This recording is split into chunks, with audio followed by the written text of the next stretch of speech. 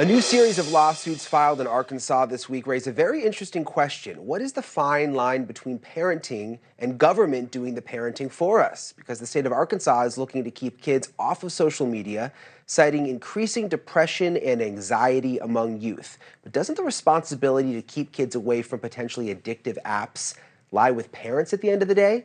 Arkansas doesn't seem to think so. Yesterday, Governor Sarah Huckabee Sanders announced the state has filed 2 lawsuits against TikTok and another against Meta, the parent company of Facebook and Instagram. The lawsuits claim the social media platforms are specifically designed to target kids and to get them hooked. And we know they get them hooked. And Sanders accusing them of, quote, rewiring how our children think, feel, and behave. The lawsuit argues Meta has, quote, designed and structured their platforms to exploit multiple neuropsychological traits in youth defendants, have intentionally designed their products using these complex algorithms that are designed to exploit human psychology and foster addiction to maximize users' screen time.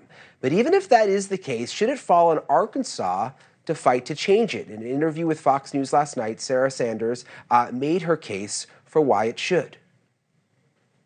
It is not a secret to anyone who is paying attention the impact, the negative impact that social media companies have had on young people. We have seen our depression, our anxiety, our isolation numbers skyrocket over the last several years due to the number of kids that are engaged on social media. We are taking action into our own hands here in Arkansas, and we're going to make sure that we are taking measures to support and protect our kids. It is absolutely crazy that it's completely unregulated and the negative impacts that they continue to have.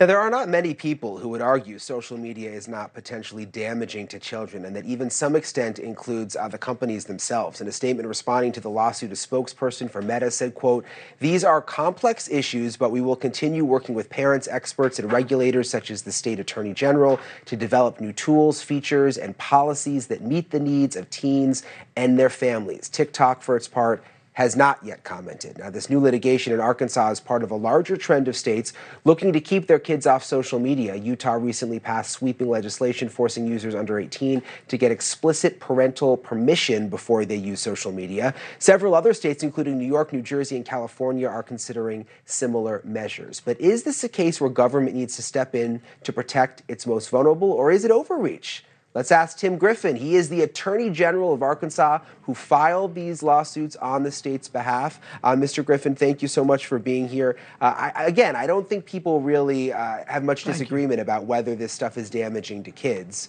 But why is it important for the state to get involved? Well, let me make a distinction. Some of what you raised on the intro relates to legislation. I'm here to address the 3 lawsuits that I filed yesterday. And also, I would point out, I am intimately familiar with this space as the father of a 15-year-old daughter, a 13-year-old son, and a really young daughter who's not yet in this world in terms of social media. But it's clearly the parents' primary responsibility to raise their children, no question about it.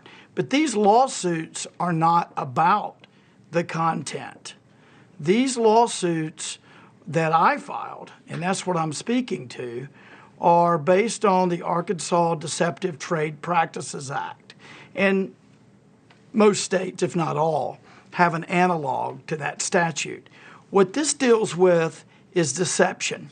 If you wanted one common theme that unifies these 3 lawsuits, it's deception. It's where a company misrepresents what it is they're doing or what it is their product does. That's the issue here. And let's take Meta, for example. We were the first state to sue Meta on this issue. This is not about Facebook and Instagram's content. This is about what the company has said about their addictive algorithm. They've testified in front of Congress that they have not been in the business of designing addictive algorithms, and that is not something that they have participated in, and the facts demonstrate otherwise. Thank you for watching. Go to newsnationnow.com to find NewsNation on your cable provider. And don't forget to click the red subscribe button below to get more of NewsNation's fact-driven, unbiased coverage.